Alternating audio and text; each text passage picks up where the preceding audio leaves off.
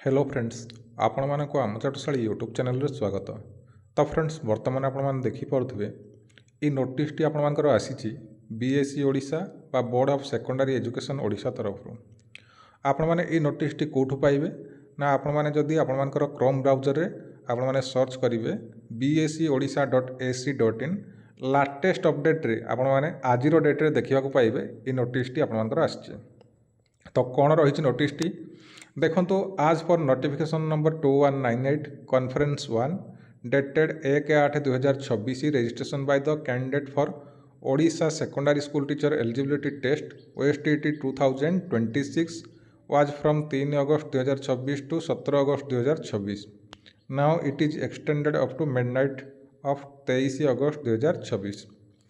तो फ्रेंड्स वर्तमान आपण मैंने देखिपे Odisha secondary school teacher eligibility test OSTT 2026 जो आपर ऑनलाइन अप्लाई स्टार्ट होता 3 अगस्त 2026 रु 17 अगस्त 2026 पर्यंत। तो वर्तमान लास्ट डेट को आपर एक्सटेंड कर दिखाई देखिपे 23 अगस्त 2026 मिडनाइट पर्यंत आपने अप्लाई करें। बुझीपारे किंतु मो मतरे आपण मैंने टिके जल्दी अप्लाई कले भल हम पर आपर टिके प्रोब्लेम हो पारे माने लास्ट डेट को आपर टिके प्रोब्लेम हो पारे साइड आपर ठीक भाव में काम कैनि वेबसाइट ठीक भाव में काम कैनि। तो आपण मैंने आरंभ रू अप्लाई करदे भल हम तेणुक जल्दी जल्दी टिके आपने अप्लाई कर दिंतु।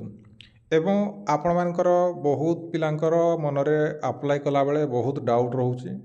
तो आपण मानकर कार सर्टिफिकेट केते साइज करूँ क्वालिफिकेशन रे केमती कौन आम ऐड करूँ मार्क केमती कौन दबू आमर CGPA अच्छी मार्क केमती दबू ता रिलेटेड बहुत आपण मानकर डाउट बा आपण मानकर कमेंट बहुत आसुची।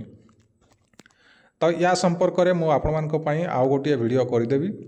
तो आपण माने टिके खाली वेट करंतु मु वीडियोटी बनईदेवी आपण मानकर समस्त डाउट क्लियर हो जिवो तापरे आपण माने आपण मानकर समस्त डिटेल्स देकी आपण मानकर OSTT को बिना द्वंद्व आपण माने अप्लाई करि परिबे।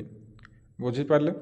तो वर्तमान जदि आपण मानको हमरो एही वीडियोटी पसंद आस्ता है तेबे लाइक कमेंट शेयर एवं एही वीडियो प्रतिदिन देखिबा पई हमरो चैनल को सब्सक्राइब करंतु जहा द्वारा जे कोनोसी जॉब अपडेट आसीबो आपण माने एहार नोटिफिकेशन पाई परिबे सर्वप्रथमे।